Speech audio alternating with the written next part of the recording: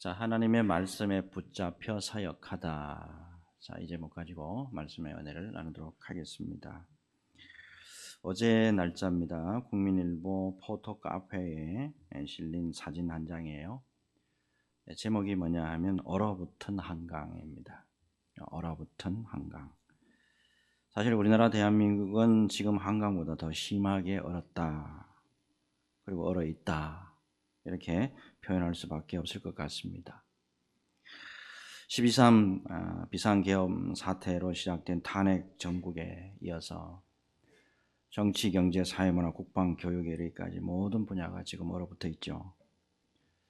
하지만 너무 걱정과 염려할 필요는 없을 것 같습니다. 왜 그러냐면 하나님의 은혜의 봄바람이 불면은 얼어붙은 것이 언제 그랬는가 싶을 정도로 모든 것이 녹아내리는 날이 반드시 오게 될 것이기 때문인 줄로 믿습니다. 무엇보다도 솔로몬의 유명한 말이 있잖아요. 이 또한 지나가리라. 이 또한 곧 지나갑니다. 어려운 시기도 지나가게 돼 있고 고통도 지나가고 눈물의 시간도 지나가고 또 고난의 시간도 반드시 지나갈 줄로 믿습니다. 근데 중요한 것은 뭐냐면 이 시점에서 우리 믿음의 사람들이 하나님의 귀한 은혜를 간구하는 간절한 기도가 무엇보다도 절실하다라고 하는 사실입니다. 여러분 역대하 7장 14절을 우리 같이 읽기를 원하는데 같이 무슨 뜻인가를 다시 한번 잘 새기면서 읽어봤으면 좋겠습니다. 자, 역대하 7장 14절 시작. 내 이름으로 일컫는 내 백성이 그들의 악한 길에서 떠나 스스로 낮추고 기도하여 내 얼굴을 찾으면 내가 하늘에서 듣고 그들의 죄를 사하고 그들의 땅을 고칠지라. 아멘. 이 땅의 백성들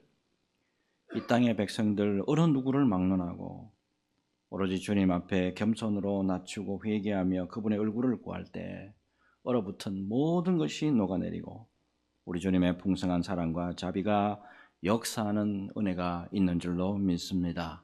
여러분 오늘은 이런 하나님의 귀한 사랑과 은혜에 집중하면서 말씀을 같이 상고해 보기를 원합니다. 말씀이 주는 평강이 저와 여러분 모두를 사로잡는 이 귀한 시간 되시기를 예수 그리스도 이름으로 축복합니다. 자, 지난 주일까지 사도 바울이 이제 2차 선교 여행 가운데 이제 아덴, 이 아테네에서 사역하는 모습 이제 살펴보았습니다. 잠시 좀 이제 지도를 좀 보고 지나가겠는데, 자, 예루살렘, 자, 이쪽이 이제 이스라엘이고요. 이스라엘 위쪽으로 좀 올라와서, 자, 여기가 이제 수리아 안디옥입니다. 수리아 안디옥인데 2차 전도 여행은 이제 이렇게 본토로 바로 들어가죠. 자, 더베와 루스트라 여기 이르게 되는데 여기서 이제 디모데를 세워서 이제 제자로 세우게 됩니다. 그 이후 이제 바로 이렇게 본토 쪽으로 이제 올라가려고 했는데 예수의 영 성령께서 노라고 하시죠. 그래서 할 수 없이 어디 쪽으로 갑니까? 이제 해안 쪽으로 드로아로 옮기게 됩니다. 자, 드로아에서 배 타고 한 5일 거리입니다. 자, 빌립보 성에 이르게 되죠. 자, 이곳에서 이제 소위 말해서 성령에 의해서 이끌림 바 됐는데도 불구하고 감옥에까지 들어갑니다. 왜 감옥에 들어가죠? 귀신 들린 여자아이 하나를 고쳐줬는데 이것 때문에 들어가요. 근데 놀랍게도 그곳에서 간수가 예수 믿고 회개하며 돌아오는 은혜의 역사를 경험합니다. 자, 이제 그 다음에가 바로 옆이죠. 이제 암비볼리, 그 다음에 옆에가 또 이제 아볼로니아, 요 지역을 거치고 난 다음에 자, 데살로니가와 베레아 이 지역을 거치게 됩니다. 여기는 오래 못 있었죠. 새 안식일이잖아요. 자, 3주 정도 여기에 머물면서 복음을 전했는데 유대인의 핍박이 너무 심했습니다. 도저히 안 돼서 할 수 없이 내려왔는 데가 바로 아덴입니다. 자, 여기까지 그 거리가 얼마 되냐면 320km예요. 걸어서 320km. 엄청난 거리를 걸어온 거예요. 자, 이제 여기 이제 아덴에 도착해서 사역을 이제 하게 되는데 아덴은 어떤 곳이냐면 일단 우상이 절비합니다. 우상이 절비해도 그렇게 절비한 곳이 없어요. 우상이 절비하고 그 다음에가 철학이 굉장히 발전되어 있는 그런 곳이에요. 자, 이런 곳에서 사도 바울이 나름대로 뭔가 생각을 했는데 이때는 잠깐 기도하면서 성령의 뜻을 좀 저버린 것 같아요. 이때는 사람의 지혜를 가지고 뭔가 선교를 해보려고 했던 것 같아요. 변론과 쟁론 가지고 사역을 했는데 열매가 사실상 좋지가 않았죠. 자, 이후에 깨닫습니다. 그리고 난 다음에 변론과 쟁론을 이제 버리고 복음의 말씀만을 가감 없이 전거하게 됩니다. 이때 우리가 잘 아는 것처럼 디오누시오라고 하는 한 사람이 회개하고 돌아오는 열매를 거두게 됩니다. 자, 언제나 여러분 순수한 십자가 복음을 전할 때 바로 거기에서 성령의 역사가 강하게 일어난다라고 하는 사실을 우리가 발견하게 됩니다. 자, 오늘은 이제 이 아덴을 뒤로 하고 자, 이 고린도 지역입니다. 바로 옆입니다. 고린도 지역. 여기서 이제 사도 바울이 어떻게 사역을 했는가라는 거예요. 자, 여러분, 이 아덴이 이 우상의 도시고 철학의 도시라고 한다면 고린도는 한 가지만 생각하면 돼. 고린도라고 하면 이거는 음란이라고 해요. 고린도 하면 음란이에요. 도덕적인 타락과 방탕과 음란의 도시가 바로 고린도예요. 자, 고린도에 가면 가장 유명한 신이 아프로디테 여신이에요. 아프로디테 여신 그러니까 조금 생소한데 비너스 신. 비너스 신을 섬기는 곳이 고린도예요. 자, 이 비너스 신을 섬기는데 사제가 몇 명이 동원되냐면 여자 사제만 1000명이 동원됩니다. 고린도에서 1000명이 동원이 됐다는 것은 뭐예요? 이 도시 전체가 우상숭배했다 이 말이에요. 그런 도시에서 사역을 하게 됩니다. 자, 그런데 이 고린도에서 사도 바울이 어떻게 사역을 했느냐? 자, 고린도 후서 2장 4절을 보면 이렇게 기록되어 있습니다. 자, 내가 마음에 큰 눌림과 걱정이 있어 많은 눈물로 너희에게 썼노니 이는 너희로 근심하게 하려 한 것이 아니요 오직 내가 너희를 향하여 넘치는 사랑이 있음을 너희로 알게 하려 함이라. 딱 보니까 크게 두 단어가 딱 눈에 들어오죠. 눈물 그리고 사랑이에요. 결국에 이 사도 바울이 고린도에서 어떤 사역을 했냐? 눈물의 목회를 하고 눈물의 사역을 했다는 걸 알 수가 있어요. 물론 성령의 이끄심과 성령의 도우심으로 말미암았는데 아덴에서는 어땠어요? 쟁론과 변론했는데 별 재미를 못 봤다 이 말이에요. 아덴에서처럼 사역하면 안 되겠구나 많이 깨달았던 것 같아요. 굉장히 많이 발전된 모습이에요. 자, 특별히 이렇게 눈물의 목회, 눈물의 사역을 해보니까 자, 하나님이 생각지도 못한 사람을 또 붙여주게 됩니다. 이때 사도 바울 아마 단신이었던 것 같아요. 다른 이제 그 사역자들은 전부 지금 베레아하고 이쪽에 다 내놓고 내려왔거든. 자, 그런 상황인데 놀랍게도 동역자가 두 분 따라오게 됩니다. 따라붙게 되는데 자, 2절 볼까요? 아굴라라 하는 본도에서 난 유대인 한 사람을 만나니 글라우디오가 모든 유대인을 명하여 로마에서 떠나라 한 거로 그가 그 안에 브리스길라와 함께 이달리아로부터 새로 온지라 바울이 그들에게 가매. 자, 사도 바울이 아덴을 떠나서 고린도에 도착했을 때 마침 자, 그때 황제가 누구냐면 로마 황제가 글라우디오입니다. 이 사람은 로마 4대 왕이에요. 네 번째 왕입니다. 이 네 번째 왕이 유대인들이 자꾸 로마에서 자꾸 쿠데타가 아니고 자꾸 뭔가 분쟁을 자꾸 일으키고 하니까 자꾸 거슬려요. 도저히 안 되겠다 싶어서 추방 명령을 내려버립니다. 자, 이때 로마를 떠나가지고 고린도로 오게 된 이 아굴라와 브리스길라. 이 사람이 어떤 생업을 했던 사람이냐면 천막 생업을 했거든요. 자, 이 사람하고 같이 지금 동역하게 됐다는 거예요.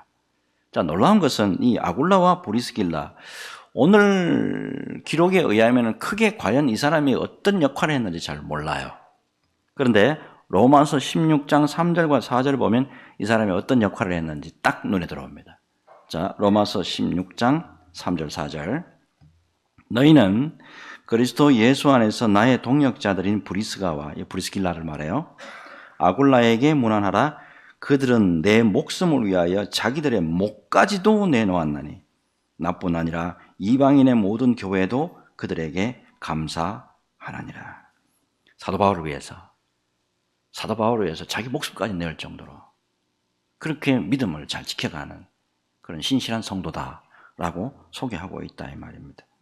사실 사도 바울이요, 아덴에서 지금 사역이 실패한 거 아닙니까? 변론과 논쟁만 하다가 거의 실패하고 굉장히 지금 아픔을 맛본 상태고 침체기에 있었는데 성령의 인도하심을 따라서 눈물에 목회하고 이제는 하나님 앞에 기도하기를 이제 눈물의 사역을 하겠습니다 라고 하는 그 순간에 생각지도 못하게 아굴로와 브리스기라를 만나가지고 새롭게 사역을 감당할 수 있도록 우리 성령께서 도와주시는 그런 모습을 우리에게 보여줍니다. 그 당시에 아마도 경제적으로도 굉장히 힘들었던 것 같은데 경제적으로도 힘들지 않게 이게 천막 만드는 생업까지 같이 해서 경제 문제도 해결해 주시는 하나님의 신실하신 모습을 우리에게 보여주고 있다 이 말입니다. 자, 이와 관련해서 사도 바울의 사역 전체가 어떠냐면 이 이후부터 이제 바뀌게 됩니다. 목회 자체가 이제 눈물의 목회요, 눈물의 사역으로 바뀌게 된단 말이에요. 자, 사도행전 이제 20장 31절의 말씀 보면 밀레도에서 이제 에베소 교회 장로님들 다 초청한단 말이에요. 다 초청해가지고 그때 이제 설교합니다. 설교할 때 이렇게 설교하잖아요. 그러므로 여러분이 일깨어 내가 3년이나 밤낮 쉬지 않고 눈물로 각 사람을 훈계하던 것을 기억하라. 과거나 지금이나 목회나 그리고 사역하고 믿음 생활에 있어서 이 눈물이 얼마나 중요한 것이냐, 이거 여러분 알아야 됩니다. 지난주에 말씀을 살펴봤는데 사도 바울이 아덴에서 변론과 쟁론을 하면서 사역을 한번 해봤단 말이에요. 니들이 학벌 따지고 하면 나도 학벌 가지고 한번 해보겠다. 니들이 수사학, 말 잘하는 거 수사학 가지고 해볼래? 그래, 나도 수사학으로 한번 해보겠다고. 니들이 아는 거 가지고 지식 가지고 한번 해볼래? 그래, 나도 한번 아는 거 가지고 지식 가지고 한번 해보겠다. 실패했다 이 말. 자, 그것을 깨닫고 그 다음에는 오로지 이래서는 안 된다. 하나님과 예수님과 성령님만 선포하자. 그리고 무엇보다도 고린도 교회에서 완전히 달라진 것은 뭐냐면 눈물의 사역과 눈물의 목회로 전환을 한단 말이에요. 이때부터 이제 사람들이 돌아오는 열매가 수준이 달라요. 이게 완전히 달라진다고요. 자, 특별히 여러분, 이 눈물의 사역이 있잖아요. 이 눈물의 목회, 이거는요, 굉장히 중요한 거는 사도 바울이 눈물의 목회를 한 게 아니고 예수님부터가 눈물의 목회였다는 것을 이걸 깨달으셔야 됩니다. 우리는 자꾸 사도 바울의 목회나 어떤 딴 사람의 어떤 목회 방식을 자꾸 배우려고 하는데 예수님부터가 눈물의 목회를 했다고. 어디에 나오냐? 히브리서 5장 7절에 나옵니다. 히브리서 5장 7절 같이 읽을까요? 같이 읽습니다. 시작. 그는 육체에 계실 때에 자기를 죽음에서 능히 구원하실 이에게 심한 통곡과 눈물로 간구와 소원을 올렸고 그의 경건하심으로 말미암아 들으심을 얻었느니라. 아멘. 예수님의 눈물로 우리와 같은 죄인이 회개하고 구원받는 역사가 있었잖아요. 자, 근데 여러분, 오늘날까지 이제 믿음의 길을 오랫동안 걸어오셨죠? 믿음의 길을 걸어가면서 과연 우리는 주님 앞에 얼마나 눈물을 흘리고 기도했을까? 그동안에 교회에서 헌신하고 우리가 교회에서 봉사하고 했는데 우리는 얼마나 눈물을 흘리면서 신실하게 주님 앞에서 충성을 다했을까? 찰스 스펄전 목사님이 참 귀한 말씀을 하신 적이 있어요. 찰스 스펄전 목사님이 이런 말을 했어요. 천국에는 절대 마른 눈으로 못 들어간다. 천국에는 절대로 눈이 뽀송뽀송하게, 마른 눈으로는 절대 천국에 못 들어간다. 이 말씀 한 적이 있어요. 금세기 최고의 기타 연주자라고 하면 에릭 클랩턴이라는 사람, 이거 여러분 잘 아실 거예요. 제보다 조금 더 연배 되신 분들은 에릭 클랩턴 하면 모르는 분 없어요. 이분이 몇 년생이냐면 1945년생입니다. 원래 만 80세가 되더라고요, 벌써.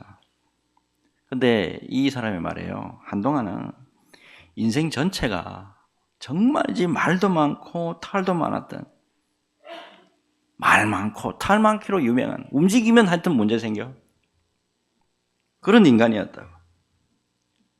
자신만의 고집이 있어가지고 약물 문제 다 가는 곳마다 터뜨리고, 그 다음에 가정 내 심각한 문제, 남성 우월주의, 인종차별, 이 양반이 가는 곳마다 전부 트러블 메이커야. 심지어는 뭐라고까지 이야기가 나왔냐면 이런 이야기까지 나왔어요. 이 에릭은 오직 그의 기타만이 죄가 없을 뿐이다. 이 사람 갖고 가지는 기타만 죄 없을 뿐이지 이 사람 가는 것마다 전신만이 전부 다 죄뭉치다. 이런 소리까지 들었다고. 기타 실력이 굉장히 뛰어났습니다. 그래서 1960년대부터 시작해가지고 밴드에 가입은 잘했어요. 근데 용화를 못해. 성질이 워낙 안 좋아가지고 맨날 그냥 탈퇴하고 이랬다. 근데 연주 하나만큼은 최상급이에요. 그래서 이제 1969년도에 비틀즈가 명성을 알고 우리한테 와가지고 연주 좀 해달라고 부탁할 정도였어요. 자, 귀한 재능으로 성공은 했습니다. 성공은 했는데 막 살았다 이 말이에요. 막 사니까 약물 중독, 알코올 중독까지 걸려 있었어요. 거기다가 결혼만 하면 이혼하고 그런 인간이었다. 근데 그 와중에 4살짜리 아들이 하나 있었어. 유일한 혈육이야. 4살짜리 아들이 하나 있었는데 아파트 창문 열어놓고 거기서 애가 깔짝깔짝 장난치다가 아파트 밑에 떨어져 죽어버렸어. 엄청난 고통을 가지고서 이제 들어온 거예요.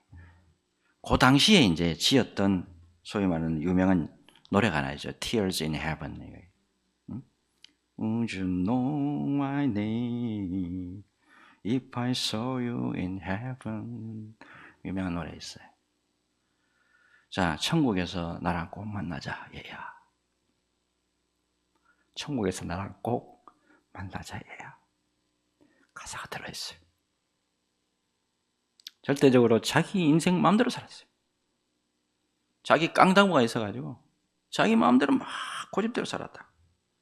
근데 아들이 죽고 난 다음에 깊은 눈물의 골짜기, 인생에 있어서 가장 깊고 고통스러운 눈물의 골짜기를 경험하게 됩니다. 놀랍게도 그 슬픔을 딛고 일어납니다. 이번에는 전혀 다른 아빠와 다른 남편이 돼서 나타납니다. 자기 그동안 돈 많이 벌었잖아요. 돈 많이 벌어가지고 섬 하나가 있는데 섬 하나 전체를 사요.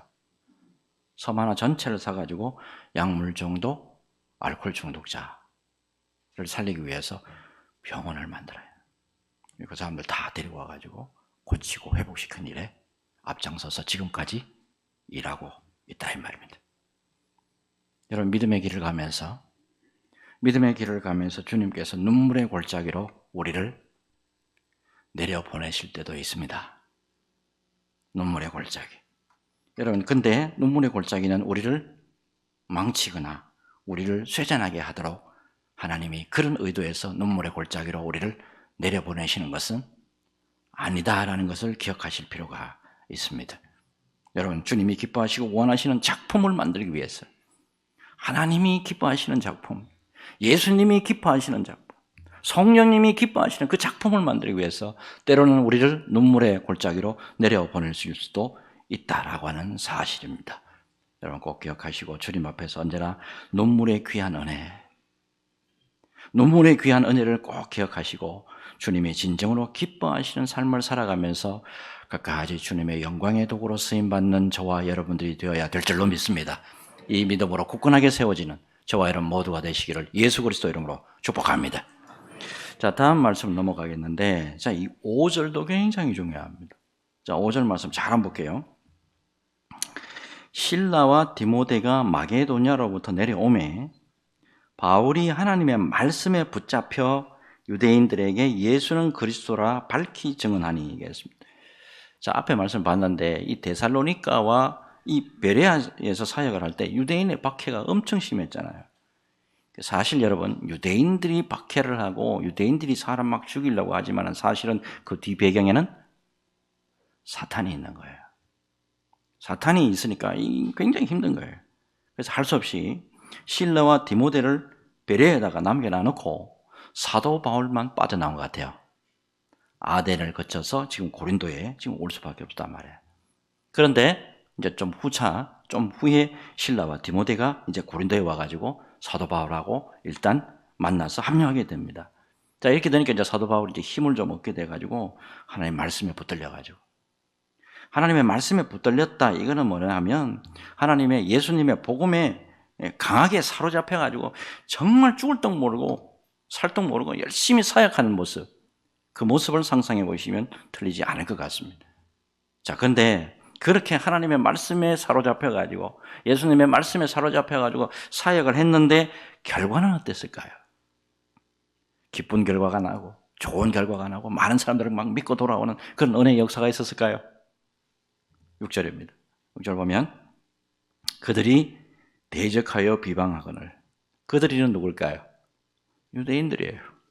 그들이 대적하여 비방하거늘 바울이 옷을 털면서 이르되 너희 피가 너희 머리로 돌아갈 것이요 나는 깨끗하니라. 이후에는 이방인에게로 가리라 하고. 그들이 대적하여 비방하거늘 유대인들이 예수 그리스도의 복음에 대해서 대적하고 비방을 했습니다. 하나님의 말씀에 사로잡혀가지고 정말 열심히 내가지고 죽을 똥 살 똥 모르고 그냥 말씀 전하려고 여기 뛰고 저기 뛰고 이렇게 했는데 결국 돌아오는 게 이거란 말이에요. 사실은 뭐예요? 유대인들이 방해한 게 아니죠. 영적으로 보면 사탄이 복음을 전하지 못하도록 방해하는 모습을 눈에 보일 거예요, 여러분. 이때 사도 바울이 뭐합니까? 옷을 탁 텁니다. 딱 틀고 모든 것은 너희 머리로 다 돌아간다. 모든 것은 다 너희 머리로 돌아간다. 나는 깨끗하다. 선포하고 이제는 너희들 유대인대로 안 간다. 이제는 나는 이방인에게로 간다. 자, 이때부터 이제 놀라운 역사가 일어납니다. 자, 7절을 딱 보면 디도 유스도라는 사람이 나오죠. 디도 유스도, 이 사람 로마 사람이에요. 이 로마 사람이 예수 믿고 돌아옵니다. 로마인 가운데도 딴 기록을 보면 로마인 가운데도 명문가 중에 명문가의 사람이다 나와요. 근데 놀랍게도 이 사람이 고린도 교회를 세우는 데서 아주 기초적인 역할을 했다라는 기록 또한 있습니다. 그 다음에 8절로 넘어가면 또 누가 믿냐면 회당장 그리스보가 예수 믿고 돌아오는 역사가 있습니다. 자, 지금까지 이제 말씀 보면 어때요? 믿음의 길에서 누구에게 붙잡혀 있느냐? 믿음의 길에서 무엇에 붙잡혀 있느냐? 굉장히 중요하다라는 것을 우리에게 알려줍니다. 성경을 딱 들여다보잖아요.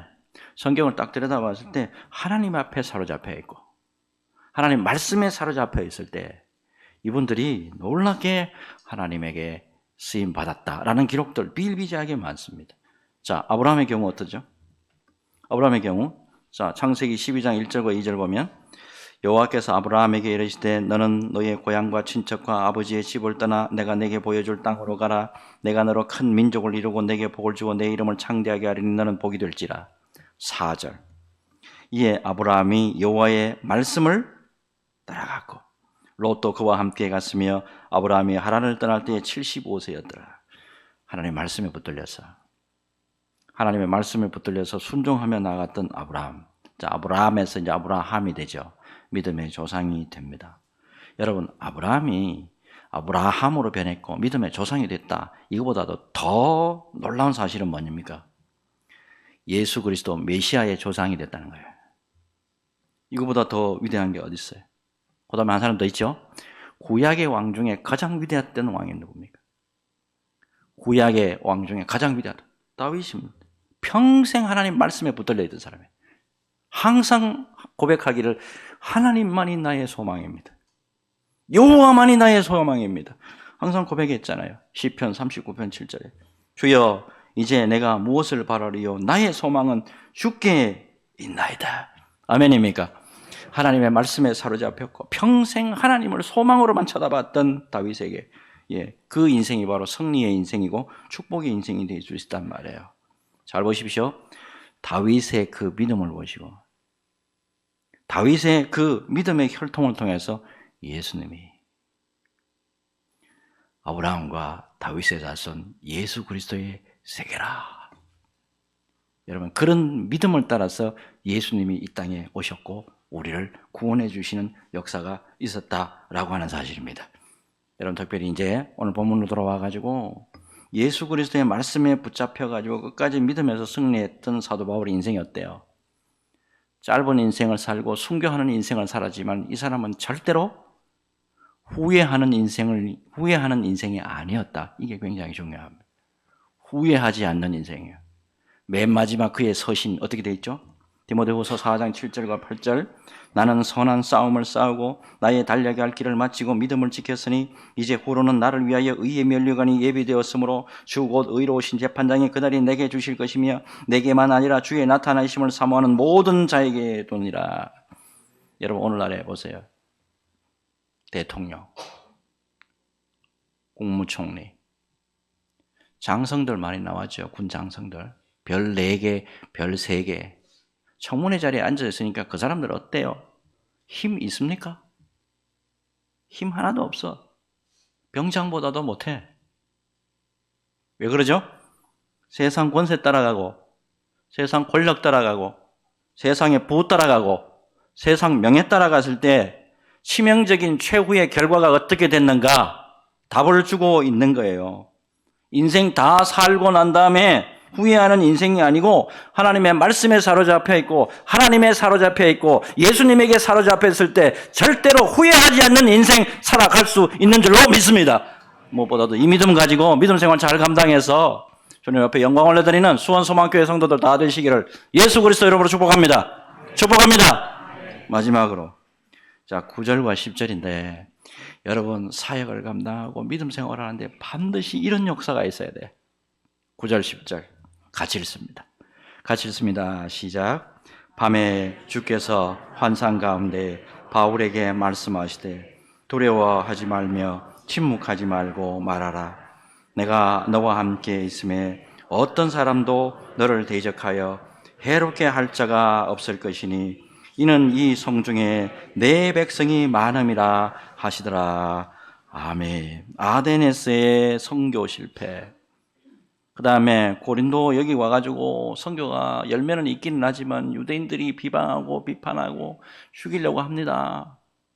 어떻게 보면 정말이지 열심히 일을 하긴 하는데 왜 이렇게 힘이 들까?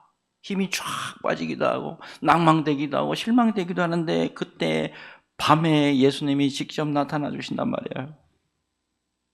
두려워하지 말고 침묵하지 말고 말해라. 내가 너와 함께 있음에 어떤 사람도 너를 대적하여 해롭게 할 자가 없을 것이니 이는 이 성중에 내 백성이 많음이라. 여러분, 믿음의 길에서 힘들고 지칠 때 우리 주님의 위로와 격려가 얼마나 큰 힘이 되는지 이거 말씀드리지 않아도 잘 아실 거예요. 예수님이 이렇게 사도 바울에게 직접 위로와 격려를 해주는 게 이것만으로 끝나는 게 아니에요. 자, 사도행전 23장을 보면 유대인들이 그때도 사도 바울을 죽이려고 혈안이 되어 있습니다. 그때도 보세요. 사도행전 23장 11절에 그날 밤에 주께서 바울 곁에 서서 이르시되 담대하라. 내가 예루살렘에서 나의 일을 증언한 것 같이 로마에서도 증언하여야 하리라 하시니라. 이걸로 끝나지 않아요. 사도행전 27장 23절과 24절 보면 이제 풍랑이 불어가지고 전부 다 죽을 것 같은 그런 상황에 처해 있습니다. 그때도 주님이 나타나십니다. 바울아, 두려워하지 말라. 네가 가이사 앞에 서야 하겠고 또 하나님께서 너와 함께 항의하는 자를 다 내게 주셨다 하였으니 하나님의 말씀에 사로잡혀 있고 하나님 말씀에 사로잡혀 있고 주님께 충성을 다하는 인생에게 반드시 이렇게 주님께서 직접 임재하시고 직접 말씀 주시고 직접 위로하시고 직접 격려해 주시는 은혜의 역사가 있다라는 것을 여러분 믿음으로 받으시길 바랍니다. 아무것도 두려워 말라. 아무것도 두려워 말라. 이 찬양 요즘 많이 부르고 이거 잘 아시죠? 아무것도 두려워 말라. 주 너의 하나님이 지켜주시네. 놀라지 말라.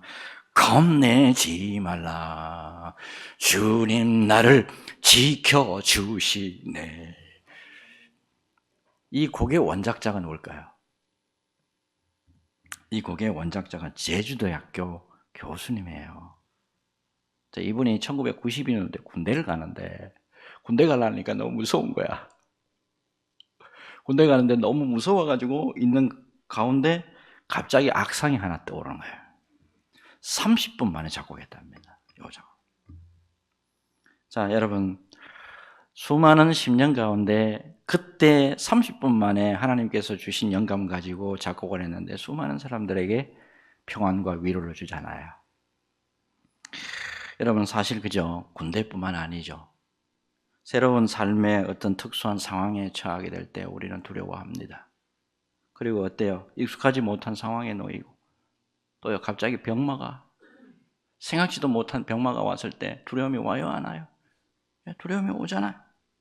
근데 무엇보다도 사도 바울과 함께 하셨던 그 주님이, 사도 바울과 함께 하셨던 그 주님이 어느 누구에도 예수를 바라보고 살아가는 자에게, 예수를 바라보고 살아가고 예수 믿고 살아가는 자에게 반드시 위로와 격려로 찾아와 주신다라고 하는 사실, 여러분 믿음으로 받으시기를 예수 그리스도 이름으로 축복합니다.